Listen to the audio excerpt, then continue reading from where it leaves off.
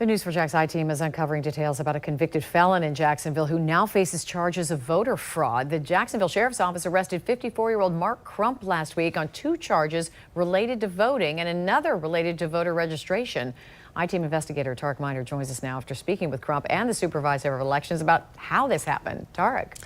Mark Crump spoke with me off camera today, said he applied to get his voter rights restored after Amendment 4 was passed, and then later got a voter registration form in the mail.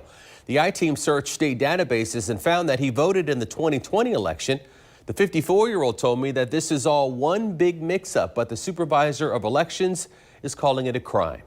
Speaking in News4Jax off camera, 54-year-old Mark Crump says he was under the impression that his voting rights were restored through Amendment 4. According to an arrest warrant, he'd been convicted of manslaughter in Alachua County in 1993 and was convicted on a lewd and lascivious molestation charge in 2004. In 1992, he pleaded no contest to a manslaughter charge in Alachua County. He also has a drug conviction in Orange County. Crump says when he applied for state assistance, he was mailed a voter registration form, which he filled out. State election records obtained by the I-team show Crump registered to vote in June of 2020.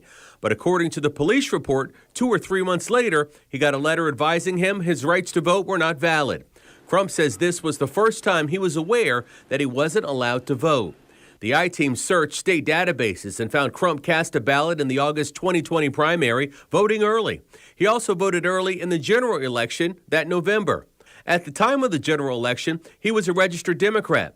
We spoke with Duval County Supervisor of Elections about convicted felons and their ability to vote. The requirements of Amendment 4 would be those who have completed all terms of their sentence, including parole and probation, and were not convicted of murder or sexual offenses, are eligible to vote, and therefore their rights have been restored.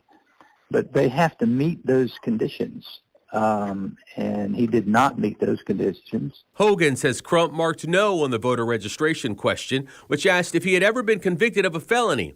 And he says it's up to the Florida Parole Commission to determine if a convicted felon's rights have been restored. And so I think there were some errors made, and people that were expecting that this just wiped everything out. All I got to do now to vote again because of Amendment 4 is to send in another application, but you have to meet all the qualifications.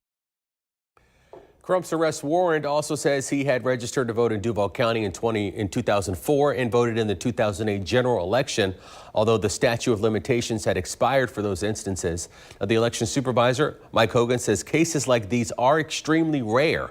In fact, he said this instance was the first time he can remember that a convicted felon has voted in Duval County in the past 2 to 3 years. Kent?